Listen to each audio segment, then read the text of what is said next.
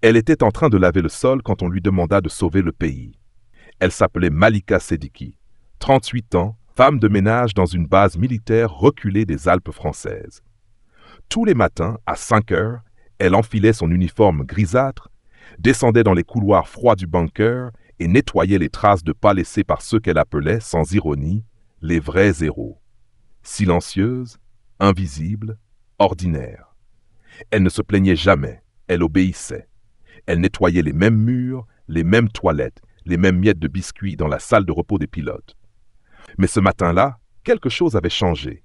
Dans la salle des machines, un homme en civil, les yeux rouges d'avoir trop peu dormi, l'attendait. « Madame Sediki, enlevez votre uniforme, on a besoin de vous en haut. » Elle a cru à une blague, puis elle a vu le regard de l'homme. Aucun rire, juste la peur réelle, la peur nue. On lui a tendu un autre uniforme, pas celui des agents d'entretien, celui des pilotes. Elle a regardé autour d'elle, les mains tremblantes, la bouche entr'ouverte. « Moi ? Pourquoi moi ?» L'homme n'a pas répondu. Il s'est contenté de souffler presque honteusement. « Parce que vous êtes la seule qui sache encore piloter un Rafale dans ce foutu camp. » Tout s'est écroulé en elle. Cela faisait 14 ans qu'elle avait tout abandonné. Son ancienne vie, ses rêves d'aviation, son passé dans l'armée de l'air algérienne qu'elle avait enterré sous le silence, l'exil et les corvées. Elle était venue en France pour recommencer à zéro. Une femme simple, une mère, une survivante. Mais cette convocation venue du chaos n'était pas une faveur. C'était un rappel brutal que le passé, parfois, revient au galop, armé d'un uniforme et d'un ordre. Au dehors, un silence épais planait sur la base. Le ciel était blanc, sans un oiseau, sans un vent. On sentait dans l'air l'odeur d'un danger imminent. Un groupe paramilitaire venait de franchir la frontière. Les pilotes étaient tous morts. Il n'en restait plus qu'un, ou plutôt, une. Elle ne savait pas encore que cette envolée ne serait pas qu'un retour dans un cockpit. Elle allait survoler le camp ennemi, mais aussi les débris de sa propre vie. Malika resta debout, figée, dans cette salle froide où son uniforme gisait au sol, replié comme une peau morte. Le nouveau qu'on lui tendait pesait 100 fois plus. Ce n'était pas un vêtement, c'était une mémoire qu'on voulait lui faire remettre, une douleur qu'on exigeait qu'elle réveille. Elle recula d'un pas. L'homme en civil ouvrit la bouche, mais elle leva la main. Pas un mot. Pas maintenant. Son souffle se faisait court, ses tempes battaient comme deux tambours de guerre. Elle se mit à marcher, à fuir presque, vers l'arrière des hangars, là où personne ne venait jamais. Elle s'arrêta devant une vieille porte rouillée, la poussa d'un coup sec et entra. La pièce était vide, sauf un miroir fissuré dans lequel elle avait l'habitude de se regarder rapidement après sa journée de ménage. Aujourd'hui, elle s'y voyait autrement. Debout, le visage dur, les joues tirées, les yeux noirs embués. Pas de maquillage, pas de camouflage, juste une femme face à elle-même. Elle n'avait pas mis les pieds dans un cockpit depuis 14 ans. Depuis qu'elle avait déserté volontairement, après avoir vu son escadron exploser au-dessus de la Méditerranée. C'était elle la seule survivante. C'était elle qu'on avait blâmée. Il y avait eu un silence, un procès étouffé, des papiers qu'il avait déclassés, et puis le ménage, la poussière plutôt que les nuages, le sol plutôt que le ciel. Et maintenant, on l'appelait, parce qu'il ne restait plus personne. Elle n'était pas un choix, elle était le dernier recours. Elle retourna dans sa chambre de fonction, ouvrit son vieux coffre de métal, sortit un carnet jauni par le temps. À l'intérieur, des photos d'avant. Elle, casque en main, sourire large, fierté dans le regard. Elle effleura l'image du bout des doigts, mais son cœur se serra comme un poing. Elle n'avait plus confiance. Pas en elle, pas en les autres, pas en ce pays qui lui avait ôté sa dignité pour mieux la récupérer quand l'ombre arrivait. Une colère muette monta en elle. Elle jeta le carnet au sol, puis s'écroula sur le lit, le regard vide, les bras tremblants. La porte frappa à nouveau. L'homme ne parlait plus, il posa juste un mot sur la table. Quelques lignes. Nous ne savons pas combien de temps il nous reste, ils sont 50 armés et cherchent un code que vous seuls connaissez encore. Il faut voler. Maintenant. Elle ne lut pas la fin. Elle le savait déjà. Tout en elle refusait, criait, fuyait. Elle voulait rester cette femme invisible, ignorée, libre de ne plus porter aucun poids. Mais au fond, une voix murmurait. Celle de son père. Celle de son ancien instructeur. celle qu'elle avait enfouie avec son ancienne vie. Le courage n'est pas d'être prêt, c'est d'y aller quand même. Elle regarda l'uniforme posé sur la chaise. Toujours là, toujours en attente. Elle marcha d'un pas lent vers le hangar principal, l'uniforme noir serré contre elle comme un fardeau qu'elle avait accepté sans le pardonner. L'aube perçait lentement à travers les vitres sales, éclairant le béton craquelé, les murs usés et les visages tendus de quelques soldats encore présents. Ils s'écartaient à son passage, non par respect mais par peur. Pas de son grade, pas de ses galons inexistants. Ils redoutaient ce que son retour signifiait, la dernière ligne avant le vide. Elle franchit les portes blindées du hangar. Le Rafale trônait au centre, ailes baissées, museau penché vers le sol comme un chien prêt à mordre. Il avait été réarmé à la hâte, ravitaillé sans vérification complète. On ne savait même pas si son radar fonctionnait encore. Peu importait. Le ciel allait s'ouvrir et elle devait y entrer. Un jeune technicien s'approcha. Il tremblait.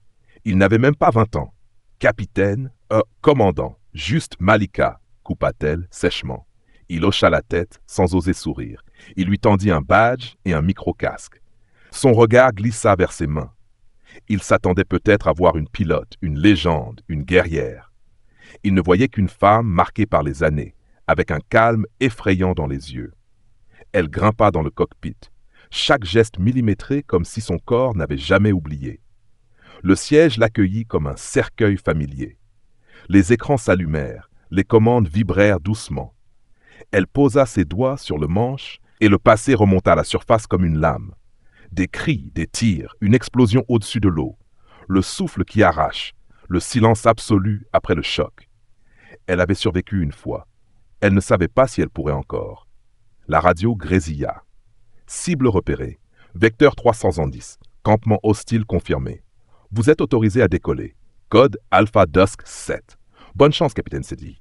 Elle ferma les yeux une seconde. Puis elle murmura pour elle-même « Je ne veux pas de chance, je veux juste que ça compte ».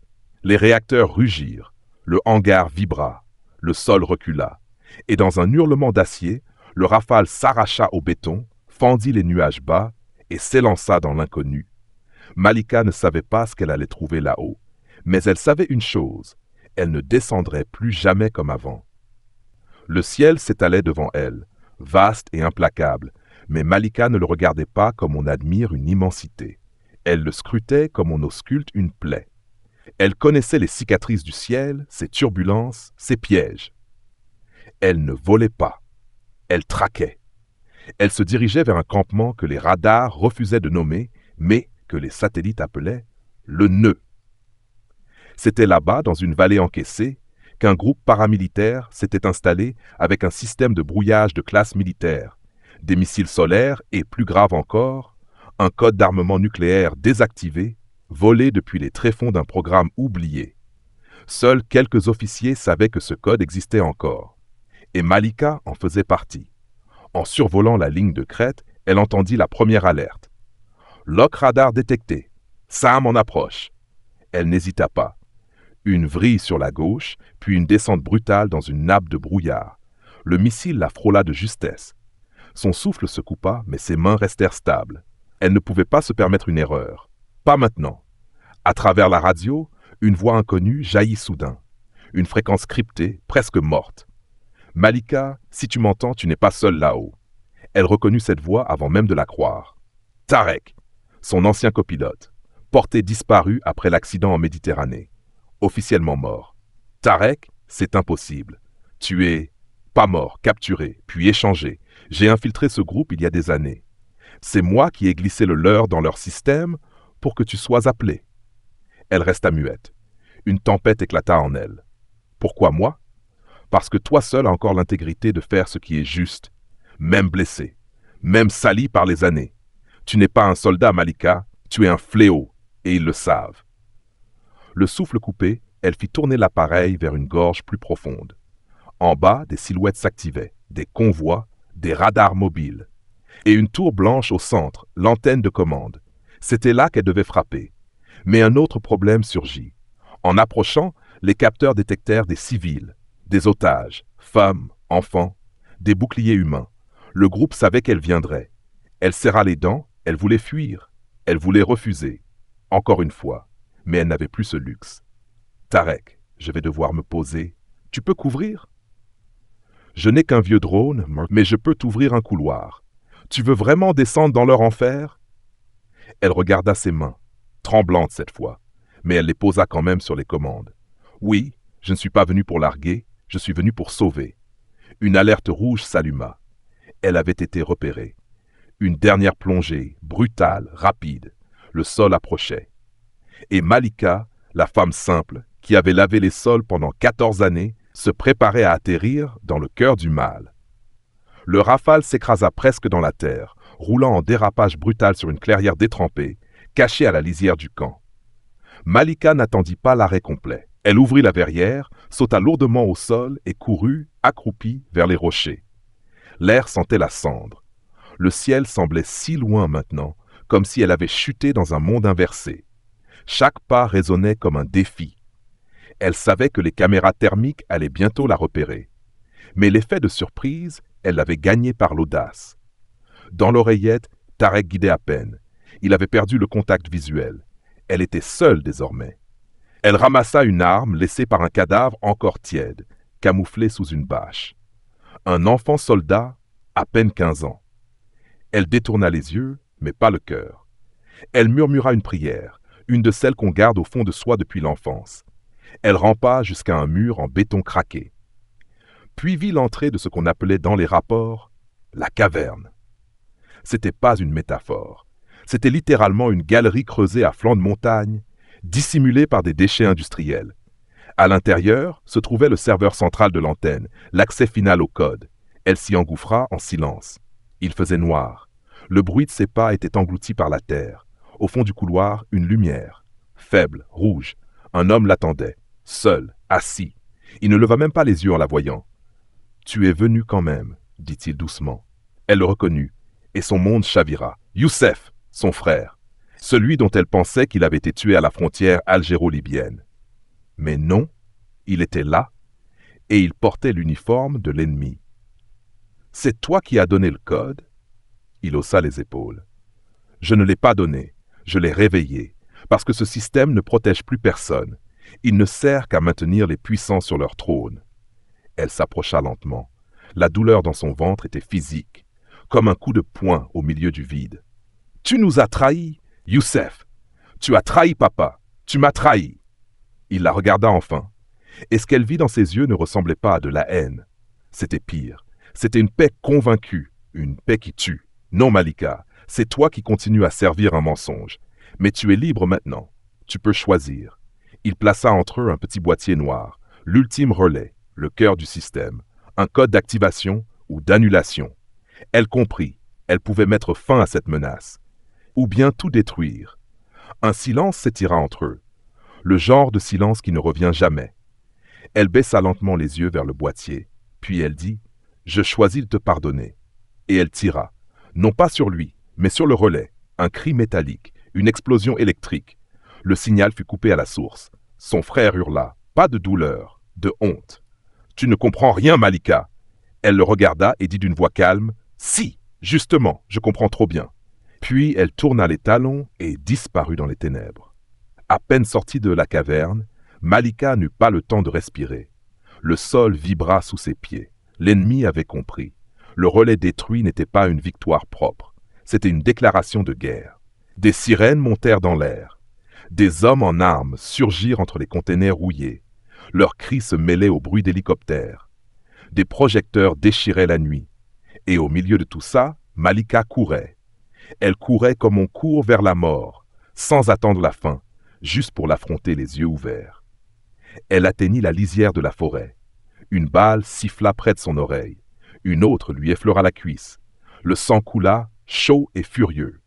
Elle trébucha, tomba, se releva. Ses poumons criaient, son corps hurlait. Mais elle n'était plus la femme de ménage. Elle n'était plus la pilote d'autrefois. Elle était autre chose, quelque chose de sauvage, d'indomptable. Elle entendit la voix de Tarek à nouveau, hachée, presque inaudible. « J'ai repris le contrôle du drone, je te couvre, accroche-toi. 10 secondes. 10 secondes, c'était une éternité. » Elle plongea derrière une carcasse de camion, glissa sur la boue, rampa sous un treillis barbelé et sentit une chaleur intense passer juste au-dessus d'elle. Le drone de Tarek venait de frapper. Une boule de feu illumina la colline. Les hommes hurlèrent. Certains s'enfuirent. D'autres tiraient au hasard. Elle atteignit enfin le périmètre du décollage. Mais le Rafale, il avait été endommagé. Une aile tordue, un train d'atterrissage arraché. Elle regarda le cockpit ouvert. Une voix en elle disait « Laisse-les, c'est fini, tu as fait ta part ». Mais une autre, plus ancienne, plus profonde, disait « Ce n'est pas pour toi que tu t'envoles, c'est pour ceux qui n'ont pas eu le choix ». Elle grimpa douloureusement. Une côte cassée, une entaille sur le flanc, elle saignait, elle haletait, mais elle souriait. Le moteur cracha un souffle rauque, les systèmes clignotaient, pas d'altitude possible, mais une poussée, une seule, pour franchir la vallée. Dans l'oreillette, Tarek dit « Tu ne tiendras pas longtemps. Tu veux que je vienne te chercher ?» Elle répondit doucement « Non, je veux que tu témoignes. » Elle enclencha la poussée. Le Rafale se souleva à peine comme une bête blessée, et elle s'arracha à la terre dans une danse étrange entre chute et ascension. En bas, le feu prenait le camp, les systèmes explosaient. Le code était perdu, les fichiers effacés. Son frère, elle ne le revit pas. Peut-être avait-il fui, peut-être pas. Elle survola une dernière fois les lieux. Elle vit les enfants libérés, les mains levées. Des civils qui couraient vers les lignes françaises. La vie revenait, fragile, incertaine, mais réelle.